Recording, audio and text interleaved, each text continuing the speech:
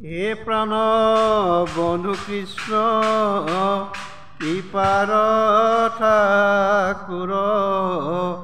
অনুৱেক কৰা দয়া মায়া হুক দূৰ জয় জয় কৃপাময় দেৱ যদুপতি তোমাৰ চৰণে মাগো অমূল্য ভক্তি তোমাৰ চৰণে মাগো অমূল্য ভক্তি। কৃষ্ণ দক্ষিণ পাঠ বৃহত্তম অঞ্চল 5 কিলোমিটাৰ ক্ষেত্ৰ এটা বিস্তৃত অঞ্চল কলং হাইৰ অৱবাহিকাত অৱস্থিত বিভিন্ন জাতি জনগোষ্ঠী সমন্বয় ক্ষেত্ৰ। এই সমন্বয় ক্ষেত্ৰত দক্ষিণ পাঠ কেন্দ্ৰিক এই চেণ্ট্ৰেল হিচাপে লৈ এই অঞ্চলৰ বিভিন্ন ধৰ্মীয় হওক সাহিত্য হওক কলা কৃষি সংস্কৃতি সকলো দিশতে কেন্দ্ৰীভূত হৈ আছিল। অঞ্চলৰ বিভিন্ন প্ৰান্তৰ বিভিন্ন পুঁজি থকা ব্যক্তিসকল সমবেত হৈ এই দক্ষিণ পাঠ কেন্দ্ৰিক এই অঞ্চলতে সমবেত হৈ অঞ্চলৰ উত্তৰণৰ ক্ষেত্ৰত ঐক্য সংহতীয় প্ৰগতি কাঠামোত গঠন কৰিছিল। আজি যি দক্ষিণ পাঠ উচ্চতৰ মাধ্যমিক বিদ্যালয় খেলপথাৰ, এই খেলপথাৰতেই আজিৰ পৰা 55-60 চনৰ ভিতৰত কেন্দ্ৰীয়ভাৱে এই অঞ্চলতেই ৰাসলীলা অনুষ্ঠানভাগ অনুষ্ঠিত কৰিছিল। অঞ্চলৰ ভোট প্ৰতিযোগিতা যিসকল ব্যক্তিৰ অশেষ চেষ্টাত এই ৰাস অনুষ্ঠানটো সংগৃহীত হৈছিল, সেইসকল আমাৰ মাজত এতিয়া নাই, বকুণ্ঠগামী হৈছে। জয়তে সেই উদ্যোক্তাসকলক সেই স্বনামধন্য ব্যক্তিসকলক তেখেতসকলৰ পিলিয়ান সদগতিৰ কাৰণে মই সেৱা জনাইছোঁ। আজি যিসকল ব্যক্তিৰ প্ৰচেষ্টাত বিদ্যমান যুৱকসকলৰ প্ৰচেষ্টাত সুপ্ত হৈ থকা অতীতক ৰোমন্থন কৰা যিটো ব্যৱস্থা অৰ্থাৎ ক্ৰমাগতভাৱে চলি থকা এই ৰাস উৎসৱটি সময়ৰ গতিত গাঁও ভিত্তিত অঞ্চল ভিত্তিত ইয়াৰ পৰা প্ৰসাৰিত হৈছিল, কিন্তু কেন্দ্ৰীভূতভাৱে যিটো অনুষ্ঠানটো সেই সময়ত চলি আছিল এই দক্ষিণ পাঠ বিদ্যালয়ত, সেই সময়ত আমি তাহাৰ হিচাপে থকা অৱস্থাত ইয়াতে পুতলা আদি সকলোৱে জ্যেষ্ঠাংশ প্ৰতিফলিত হৈছিল। অঞ্চলৰ বিভিন্ন লোকসকল আহি কেৱল উপভোগ কৰিছিল, ৰাস চাইছিল, ৰাসৰ যে মাদকতা তত্ত্বটো তেওঁলোকে অনুভৱ কৰিছিল। গতিকে সেইসকল ব্যক্তি আমাৰ মাজত নাই, কিন্তু বিদ্যমান এই যুৱকসকলে এই অতীতক আকৌ ৰোমন্থন কৰিবৰ কাৰণে এই যি ব্যৱস্থা, এই ব্যৱস্থাৰ কাৰণে এই উদ্যোগসকলক মই জয় ধন্যবাদ জনাইছোঁ। সঁচাকৈ আমি আনন্দিত হৈছোঁ যে অতীত আমি কেতিয়াও বাদ দিব নালাগে। আমি জন্মভূমিতে ভগৱানৰ অংশস্বৰূপ পৃথিৱীলৈ আহিছোঁ আৰু পৃথিৱীত আছোঁ, কৰ্ম কৰিছোঁ, আকৌ সেই স্থানত আমি গতি কৰিম। গতিকে এই যিটো গতি, এই গতি কৰি আৰু বকুণ্ঠগামী হোৱা বা স্বৰ্গগামী হোৱা এই গতিক যাতে আমি কোনো কাৰণত প্ৰতিভাভাৱে সৃষ্টি নহৈ আমি অৰিজনক ৰোমন্থন কৰা যিটো ব্যৱস্থা, আমি অৰিজনক বাদ দি যাওঁতেই সমাজ ব্যৱস্থাত নানা ধৰণৰ অনেক সংঘাতৰ সৃষ্টি হৈছে। অৰিজনক পাহৰি নাযাবৰ কাৰণে গুৰুত্বভাৱে যিটো ব্যৱস্থা হৈছে সঁচাকৈ তেওঁলোকে ধন্যবাদ। আজি ৰাস ক্ৰীড়া বা ৰাস উৎসৱ, ৰাস লীলা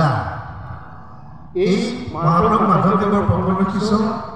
শংকৰদেৱৰ পৰমশিষ্য মাধৱপুৰুষে গীতাৰ মূল তত্ত্বটো অনুধাৱন কৰি তেখেতৰ নাম প্ৰকাশত সন্নিৱিষ্ট যিবিলাক কথা কৃষ্ণস্থিতি, শংকৰস্থিতি, এই আত্মমহিমা দাস্যভাৱেৰে ভগৱানে কৰা যিটো মানৱতা নামকৰণৰ মাজেদি গোটেই প্ৰকাশ কৰাৰ যি ব্যৱস্থা কৰিছে। আজি বিশ্ব বিদগ্ধ পণ্ডিতসকলে প্ৰমাণ কৰি দেখুৱাইছে যে মহাপুৰুষ মাধৱদেৱে কৃষ্ণস্থিতি, শংকৰস্থিতি আৰু আত্মমহিমা দাস্যভাৱেৰে ভগৱানক কৰা যিটো ব্যৱস্থা, এই নামকৰণ সন্নিৱিষ্ট কৰি দেখুৱাইছে। পৃথিৱীৰ যিমানবিলাক শাস্ত্ৰ আছে সকলোবিলাক শাস্ত্ৰ যে এফালে দিয়া যায়, কিন্তু মহাপুৰুষৰ নাম কৰাৰ যিটো ৱেট, তাৰ গাম্ভীৰ্য, তাৰ যিটো গভীৰতা বিশ্বত বৃহৎ। গতিকে এই প্ৰপঞ্চ কৃষ্ণ মাধৱপুৰুষৰ গুৰুজনাৰ আদৰ্শত গুৰুজনাৰ নিৰ্দেশত এই নামঘোষা লিখিছিল আৰু সেই নামঘোষাৰ মাধ্যমেৰে ঈশ্বৰ তত্ত্বৰ মূল ঈশ্বৰক পোৱাৰ যিটো ব্যৱস্থা সেই ব্যৱস্থাবিলাক আমি সঁচাকৈ আমি দুইজনে মহাপুৰুষ জীৱনৰ গুৰুজনাই এই যিটো ৰাগতত্ত্ব এই ৰাগতত্ত্বটো কৃষ্ণগুঞ্জ ভজনলৈ অতীত 1818 পৰা 19 চনৰ পিছত কৃষ্ণগুঞ্জ ভজনলৈ অতীত এই মূল তত্ত্বটো ভাগৱত শাস্ত্ৰ এই ভাগৱত শাস্ত্ৰত মহাপুৰুষ জীৱনৰ গুৰুজনাই দশম স্কন্ধৰ ভাগৱতত 1929 আৰু 33 অধ্যায় ৰাজবিলাস সম্পৰ্কে বিস্তৃতভাৱে ব্যাখ্যা কৰিছে। বহুতে ক'ব বিচাৰে যে শৃংগাৰৰ ৰাজবিলাসৰ মাজত কিন্তু মহাপুৰুষ শৃংগাৰৰ মাধ্যমেদি মানৱ আধ্যাত্মিক চেতনা জীৱন ব্যৱস্থা এই গুৰুজনাই দশম স্কন্ধৰ ভাগৱতত 19 আৰু 33 অধ্যায় ৰাগ সম্পৰ্কে বিস্তৃতভাৱে ব্যাখ্যা কৰিছে। মই এইখিনি ব্যাখ্যা কৰি নাযাওঁ। ৰাগ অৰ্থ ৰস সাধন আমি ৰস কি সাধন কৰিছে এই যে ঈশ্বৰ তত্ত্ব দাৰ্শনিক তত্ত্ব মূল তত্ত্ব সেইকাৰণে গুৰুনাথ মাধৱদেৱে লিখিছে মুক্তি এই ৰসময় মাগুৰ ভক্তি এই ৰসময় মাগুৰ ভক্তি অৰ্থাৎ মূল তত্ত্ব ঈশ্বৰ তত্ত্ব মূল তত্ত্বটো হৃদয়ৰ দ্বাৰা জীৱন পৰম্পৰা সমন্বয় যিটো বৰ্ণন মহাপুৰুষ শংকৰদেৱ গুৰুজনাই ৰাগ তত্ত্বৰ মাজত সন্নিৱিষ্ট কৰি দেখুৱাইছে। ইয়াত শৃংগাৰৰ কোনো মাদকতা নাই, সেইকাৰণে ইয়াত সম্ভোগ নাই, ৰাগ তত্ত্বৰ সম্ভোগ নাই কিন্তু ফল আছে, কামনা নাই কিন্তু তৃপ্তি আছে। গতিকে সম্ভোগ কামনা বাদ দি এই ৰাগ তত্ত্বৰ মাজত আনন্দময় পৰিৱেশ যিটো ভগৱান সদায় কৰি থাকোঁ কৃষ্ণৰ সদায় শাস্ত্ৰ সদায় সত্য নিৰ্গুণ নিৰাকাৰ যোগে যোগে দেখিছোঁ ভক্তসকলক ৰক্ষাৰ অৱতাৰ হৈছে। ঠিক তেনেকেই শ্ৰীমন্ত শংকৰদেৱ গুৰুজনাই পূৰ্ণ অৱতাৰ লৈ পেলাই এই ভাৰতবৰ্ষত জন্মগ্ৰহণ কৰিছিল আৰু সেই ভাৰতবৰ্ষত জন্মগ্ৰহণ কৰি কৃষ্ণৰ মাধ্যমেদি দুষ্ট দমন পালন কৰি সমাজ ব্যৱস্থা সত্য প্ৰতিষ্ঠা কৰি যোগে যোগে ভগৱান আৱিৰ্ভাৱ আহিছে, আৱিৰ্ভাৱ থাকিব। কাৰণ দুষ্ট দমন সত্য গ্ৰহণ কৰিব লাগে ভগৱান ওলাই এই সন্তানসকল দেখিব জীৱ জগতৰ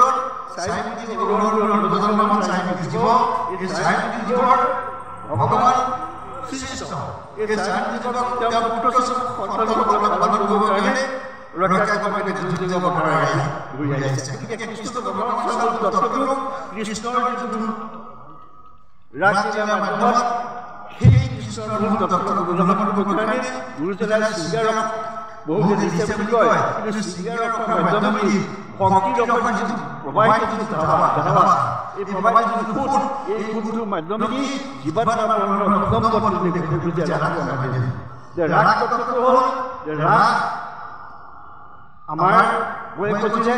ই সম্ভোগ নাই কিন্তু ফল আছে। কৃষ্ণক যদি প্ৰণাম কৰা যায়, কৃষ্ণক যদি বুজা যায়, কৃষ্ণক যদি চিন্তা কৰা যায়, আত্মা যে ভগৱানৰ অন্তত আমাৰ দেহত আছে সেই অনুভৱ যদি হয়। গতিকে সম্ভোগ নাই কিন্তু তাৰ পৰা কিবা এটা ক্ৰিয়া আছে, ফল আছে। কৃষ্ণক যদি স্মৰণ লয়, কৃষ্ণক যদি আৰাধনা কৰে তাৰ পৰা ফল প্ৰাপ্তি সেই ভক্তিৰে পাবই। গতিকে ইয়াত আনন্দ নাই, আনন্দ আছে। আনন্দৰ মাধ্যমেদি এই ৰাগ তত্ত্ব বা আজি কিমান বছৰ আগতেই মধুৰ ৰাগ গুজৰাট এইবিলাকত ৰাস অনুষ্ঠান হৈছিলে। সেই তাহানি যুগৰ পৰা এতিয়াও ৰাসৰ যিটো মাধুৰ্য, ৰাসৰ যিটো সৌন্দৰ্য, এই সৌন্দৰ্যটো বোধ আজি আঞ্চলিক ভিত্তিত পালিছে, চুবুৰী ভিত্তিত পালিছে, গাঁও ভিত্তিত পালিছে, গোটেই ভাৰতবৰ্ষতে পালিছে বা ভাৰতৰ বিভিন্ন জেগাত থকা যিসকল ব্যক্তি সেই সকলো সেই জেগাবিলাকত পালিছে। কিন্তু ইয়াৰ মানৱতাৰ যিটো সৌন্দৰ্য, ইয়াৰ সমন্বয়ৰ যিটো সেইটো মণ্ডনৰ জীৱাত্মা মিলনৰ সুগম যিটো পথ এই ৰাগ তত্ত্বৰ মাজেদি আপোনালোকে উপভোগ কৰিবলৈ পাব। কাৰণ সেই সময়ত কৃষ্ণই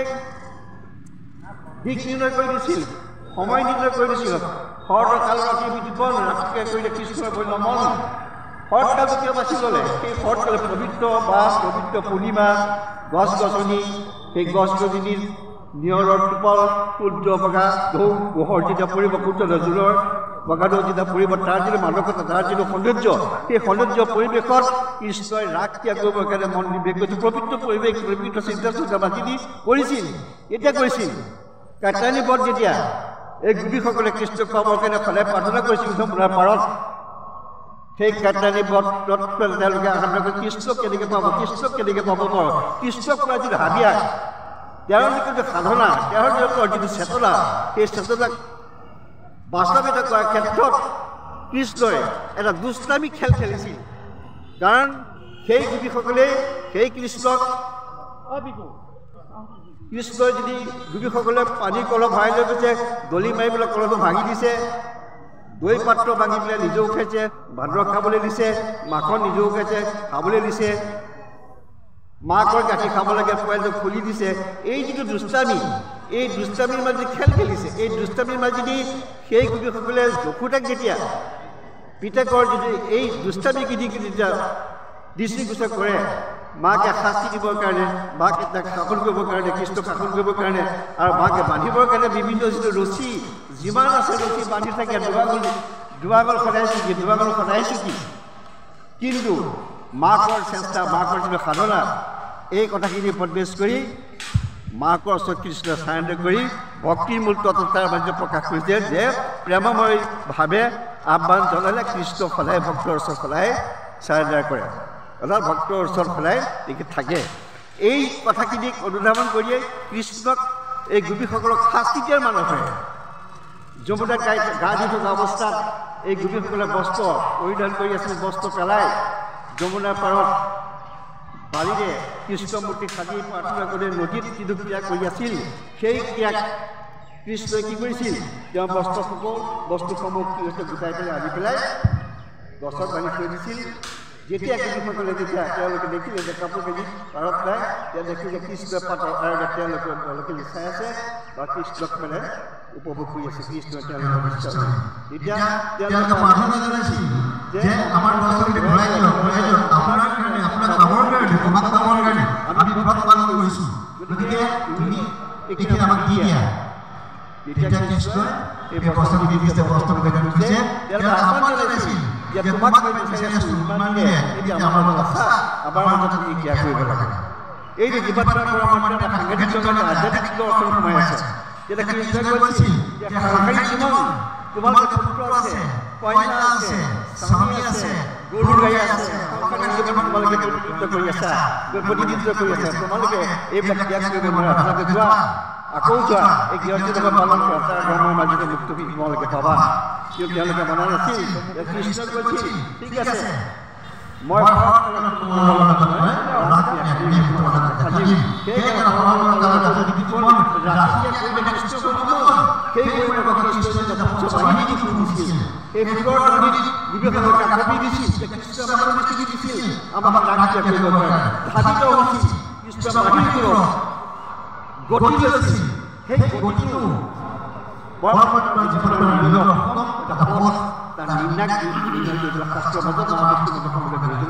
এই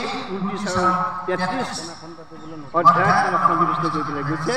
আৰু এইখিনি মাধ্যমেদি এই ৰাজবিলাক অনুষ্ঠিত হয়। এই ৰাজচক্ৰৰ মাধ্যমেদি এই ৰাসৰ মূল তত্ত্বটো উপবাদ দিবৰ কাৰণে এই সত্য ঈশ্বৰ কৃষ্ণ কাৰ্যত জড়িত আছে। সেই সৌন্দৰ্য বহুত যিটো আত্মাজিক আহ্বান, গতিকে এই হৈ থাকিলেও কেতিয়াও মানুহৰ ভাগৰ নালাগে, দেখি ভাগৰ নালাগে, শুনি ভাগৰ নালাগে। গতিকে এই কথাবিলাক আপোনালোকে চিন্তা কৰি স্বীকাৰ কৰাৰ কথা নাই, আধ্যাত্মিক চিন্তা সোমাই আছে। ৰাধা কৃষ্ণতকৈ ডাঙৰ ৰাধাৰ তেওঁৰ স্বামীৰ নাম আয়ন। এই আয়নক ৰাধাই দিয়া দিছে, ৰাধাক আয়নে দিয়া দিছে। ৰাধাৰ বাপেকৰ নাম বিষভদ্ৰ, আয়নৰ বাপেকৰ বন্ধু আছিল, গতিকে ৰাধাক আয়নে দিয়া দিছিল। কিন্তু তাত সাংঘাতিক তাৎপৰ্য আছে, কাৰণ কৃষ্ণ তেতিয়া 7 বছৰ বয়সত কৃষ্ণতকৈ ডাঙৰ দিছিলে। কিন্তু সেই মূল কথাটো এনেধৰণৰ বুজাব বিচাৰিছে যে এই ৰাধা সৰুৰ পৰাই কৃষ্ণ প্ৰেমত ইমান ধৰণৰ আপ্লুত, খাওঁতে শুওঁতে উঠোঁতে বহোঁতে গৰু খীৰাওঁতে গৰু চৰাওঁতে অনবৰত কৃষ্ণ কৃষ্ণ কৃষ্ণ কৃষ্ণ কৃষ্ণ, তাৰমানে কৃষ্ণ প্ৰেমিক ৰাধা আৰু সেই ৰাধাই আয়নৰ যেতিয়া বিয়া হ'ল, যদিও তেওঁ দেখাচাৰ বিয়া হৈছে, তেওঁ অন্তৰ সদায় ৰাধাময়, ৰাধাই কৃষ্ণময়, কৃষ্ণময় এই চিন্তা চৰ্চা, সেই কৃষ্ণময় চিন্তা চৰ্চাক পৰিপূৰ্ণ কৰিবৰ কাৰণে ৰাধাৰ আইসকলক গোপীসকলক পদ্ধতি হিচাপে লৈ পেলাই ৰাধাক এটা চিম্বলিক হিচাপে ব্যৱহাৰ কৰিছে। গতিকে সেই ৰাধাই খালি কৃষ্ণময় সেইটো আমাক বুজাব বিচাৰিছে যে আমি সদায় আত্মাই যে ভগৱানৰ অন্তৰত আমাৰ হৃদয়ত আছে কৃষ্ণ গতিকে এই যিটো ভাৱ এই ভাৱটো যেতিয়া আহিব অগণত জগতে শিকায় সকলো কাৰ্যত ভগৱান কৃষ্ণভাৱে আছে এতিয়া কৃষ্ণময় যেতিয়া আমি দেখিম সমাজখন কেতিয়াও কলুষিত হ'ব নোৱাৰে সমাজ কেতিয়াও দূষিত হ'ব নোৱাৰে সমাজ কেতিয়াও কলুষিত হ'ব নোৱাৰে গতিকে চব যদি কৃষ্ণই থাকে তেতিয়া কৃষ্ণ কৃষ্ণ কৃষ্ণ কৃষ্ণ কৃষ্ণই চবতে থাকে আশৰ অপিত অমগল এইবিলাক কেতিয়া আমাক মিলিব নোৱাৰে গতিকে সেই ৰাধাৰ প্ৰতীক হিচাপে ব্যৱহাৰ কৰিছে গতিকে এই কথাখিনি আমি সদায় অনুমান কৰিব লাগিব এই দক্ষিণপাট অঞ্চলত সেই পাঁচটালৈকে খালি দশম চনত মই পাহৰিছোঁ আমি যেতিয়া স্কুলত সেই যেতিয়া এই বিলত পুতলা কেতিয়া আছিলে পুতলা আছিল তেতিয়া লাইট আছিল পুতলাৰ ওচৰত ৰাতি মানে কি হয় চাকি জ্বলাই থৈ দিয়ে তাৰ পোহৰত আমি সেইবিলাক চাবলৈ যাওঁ আৰু এই ইয়াত ৰাগ তত্ত্বৰ মূল তত্ত্বটো উপভোগ কৰিব কাৰণে বিভিন্ন মানুহবিলাক হিৰলৈ ভাঙি আহে আজি আমাৰ মাজত নাই জয়ানন্দী নাই জয়ধন বায়ন নাই কুলান্দী নাই জয়ানন্দীয়ে যেতিয়া ফুল হে পাৰিব জয়ানন্দী যেতিয়া ঢোল বজাব এই যিটো কুলান্দীয়ে যেতিয়া চুক্তি নাচিব ইয়াৰ যিটো পৰিৱেশ সূৰ্য বৰা হাতীগড় যেতিয়া ফটোৱা যেতিয়া কথাবিলাক ক'ব ৰসমা কথাবিলাক ক'ব মানুহে হাঁহি মানে ইয়াত মানে নাৰী ডাল হৈ থাকে গতিকে সেই সময়ত সেই ব্যক্তিসকলৰ সেই চিন্তা সেই কথাবিলাক সম্প্ৰীতি আনাদুলিক পাবলৈ সংগতি প্ৰগতি যিটো আনাদুলি সেই আনাদুলিডাল সেইটো স্থাপন হৈ গৈছে এই আনাদুলিডাল স্মৰণ হৈছে বৰ্তমান সমাজ ব্যৱস্থাত কি দেখি আছে বস্তুবিজ্ঞান আমি কি দেখিছোঁ দেখিছোঁ কিন্তু মানসিকতা মনুষ্য ভগৱানৰ সৃষ্টি সদায় জন্ম দিব পাৰে সৃষ্টি কৰিব পাৰে জন্ম দিয়ে আহাৰ গ্ৰহণ কৰিব পাৰে ভালদৰে হয় আছে সকলোৰে নিৰ্দিষ্ট আছে সকলোৰে কিন্তু মানুহ জীৱন ইংৰাজী যে মানৱ আছে বিবেক আছে বিবেক চিন্তা কৰিব পাৰে কিন্তু মানুহে মানুহৰ কৰ্মলৈ পৃথিৱীৰ পঠাইছে কিয় মানুহে ভগৱানৰ চিন্তা কৰিব পাৰে ভগৱানৰ চিন্তা কৰিব মানৱীয় কৰ্তৃত্ব দিছে মানুহ জীৱশ্ৰেষ্ঠ মানুহে আমি কি কৰি আছো আমাৰ সমাজ ব্যৱস্থাত কি হৈ আছে সেই কথাবিলাক অৱলম্বন কৰি এই অনুষ্ঠানবিলাক পতাৰ নৈতিক দায়িত্ব আমাৰ আছে আৰু গুৰুসকলে এইটো আৰু পুনৰ ভাই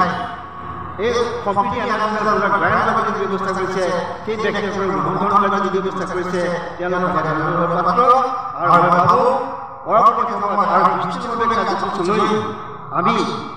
শুৱালকুছি বা নলবাৰীত যেনেকৈ ৰাস পাতে 7 দিন 7 ৰাতি বা 15 দিন পৰ্যন্ত ৰাস পাতে প্ৰতিযোগী হয় এই দক্ষিণ অঞ্চলবোৰ যাতে সেই পুনৰ যিটো ঘূৰাই আনি আমি যেতিয়া জাকত জিলিকাকৈ ৰাস পাতি সময়ৰ ক্ষেত্ৰত আমি যেতিয়া গঠন কৰিব পাৰোঁ সম্প্ৰীতি এটা সৃষ্টি কৰিব পাৰোঁ আমি এক দক্ষিণপাট অঞ্চল এই অঞ্চলটো বুলি কোৱাৰ লগে লগে ইপিনে একদম হাজিয়ামুখ ইপিনে ধেমাজি ইপিনে ফুলগুৰি ইপিনে শালমৰা ইপিনে দেৱীয়া ইপিনে কৃষ্ণাকে কাকৰা এই বিশিষ্ট অঞ্চল এই বিশিষ্ট অঞ্চলৰ যদিও মুখ্য কেন্দ্ৰ হিচাপে দক্ষিণপাট বৰ্তমান মাটিত মানে আইএনএছএছ আছিল সেই আইএনএছএছ আপোনাৰ জনগণৰ প্ৰকৃতি সমস্যা আছিল মালিক চহৰ আছিল মজুমদাৰ সেই সময়ৰ প্ৰতিযোগিতা এই বিদ্যালয়ৰ হাইস্কুল ইয়াতে ব্যক্তিমানৰ লাগি দিছে সেই সময় আমাৰ অধিক পাহৰি নাযাবা নিজৰ অঞ্চলৰ আগুৱাই যোৱাৰ অঞ্চল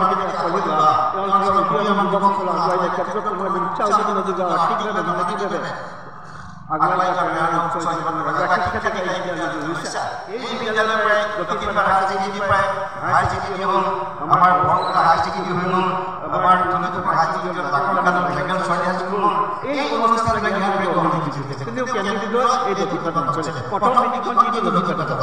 ইয়াৰ পৰাই বিভিন্ন ধৰণৰ অনুষ্ঠান প্ৰতিষ্ঠানৰ যিটো অনুষ্ঠিত হোৱাৰ যিটো ব্যৱস্থা ইয়াৰ পৰাই যায় গতিকে সেই মানুহসকলক চিন্তাক আমি সদায় উদ্ভিদ যাব লাগিব স্মৰণ কৰিব লাগিব আৰু স্মৰণৰ মাধ্যমেদি আমি আমাৰ কৰ্ম উদীয়মানসকলক আহ্বান জনাইছোঁ সততা নিষ্ঠা মানৱতা যিবোৰ চিন্তা দায়িত্ব পালন কৰি সমাজৰ দহৰ আশীৰ্বাদ ভগৱানে তোমালোকক দিবৰ কাৰণে সদায়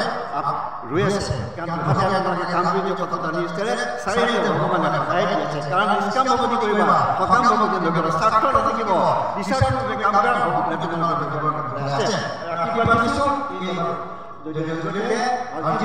সকলে আজি অঞ্চলৰ বিভিন্ন ব্যক্তিসকলৰ মাজেদি আজি পত্ৰকাৰ সমিতি অভিষেক হোৱাৰ অৰ্থটো কি যে আমি প্ৰতিজ্ঞা পালন কৰিছোঁ পতাকাৰ আমি ইয়াত ভগৱান তুলিলেও মোক গামোচাখন দিলে মোক আজি ইয়াত জামাত দিলে মোক আজি দিলে তাৰ গামোচা যাব পতাকা দায়িত্ব দিছে তোমাৰ দায়িত্ব কি পতাকা উত্তোলন কৰি দায়িত্ব লোৱা তোমাৰ সুবিধা তোমাৰ সমাজত তোমাৰ ৰাজনীতি আছে গতিকে এই দায়িত্ব সকলোকে পালন কৰি দায়িত্বটো ব্যক্তিগত দি সকলোকে সেই সহযোগিতা কাৰ্যালয়ৰ আগুৱাই যিটো উৎসাহ জাগৰ যিটো প্ৰেৰণা আমি কেতিয়া থাকিব গতিকে ধন্যবাদ জনাইছোঁ কামনা কৰিবলৈ সুবিধা দিয়াৰ কাৰণে কৃতজ্ঞতা জনাইছোঁ অন্যথা অনুমতিৰ বাবে ৰাখি